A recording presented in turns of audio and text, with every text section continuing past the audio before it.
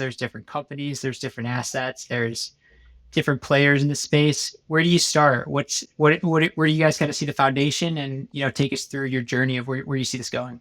Yeah, so we're doing a few things. One of the you have to always start with when they say when you have a very like a big vision, which I think it's been simplified quite enough. But we have to start. I think you guys see a lot of private credit funds, for example, being tokenized, right? The reason for it is that it is the easiest thing for us to tokenize. It's not because it's the most important. It is very important, but it's very easy.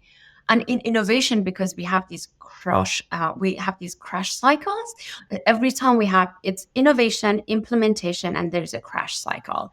And there's a lot of information on this online, but we want to protect the crash cycle as much as we can. So we pick the simplest use cases that we can go through. And the idea is, okay, if we tokenize an asset and we're just going to distribute it or put it on chain, what good is that? Right? But if we can actually tokenize these assets and there's use cases and there's a story to tell and it can move along, that's, I think, where the power is, as we have been talking about today. We're doing a few different things. One of the things that we're really focused on is a private credit fund. And the reason why we chose that is because the person who's doing it is a great friend, a great advisor to Platonic. And I'm not going to name names, but it will come out soon. And just working together has been incredible joy. We've been innovating together. It hasn't been a customer that we're building a solution with. It's been a co-creation. And that's exactly what we're looking for. We're not taking customers. We're just looking for co-innovators and co-creators. And we can build the technology, but we want you to give us your feedback. That's what we're looking for. Another really good example is we're using the Collateral product, right? So you can use your collateral and you can activate it. So all the crash that we saw in the crypto world with FTX and Alameda and all the things that happened was because, ironically, the premise of decentralization ended up being one of the most concentrated and centralized worlds that we have created yet. And so it crashed due to that centralization. So we are working with a few market makers, one of them that's going to launch first with us. And these are the innovators that really have a vision for future, not just we're going to make a buck, it's we're going to make the world a better place. And what we're doing is we're tokenizing the collateral with them, right? So there will never be any fraud. They're not going to just pick up the tokens and everything and vanish from the face of earth and then a few years of prison and then they're out and back in the world.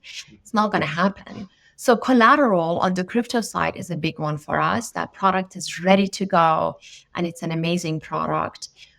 We're also doing collateral in a traditional sense, right? The collateral in the traditional world, I think it's the talk of the block everywhere towards the end of last year and this year. And it is important if we can tokenize collateral, the amount of work that we can do with it, it's like a child's at play in finance.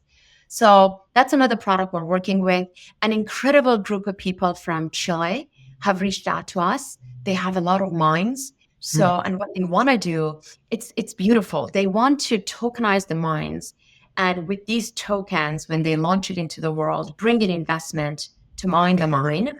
But they're working with the government because this is property of the people, right? And so with this tokenized platform and the way they're going to run it, a portion of all this tokenization and everything that's going to be extracted goes to every citizen that owns a portion of this mine, right? And they're willing to, and they're striving to pull themselves out of poverty with that. And I honor those guys who are working on this, and it's not that difficult.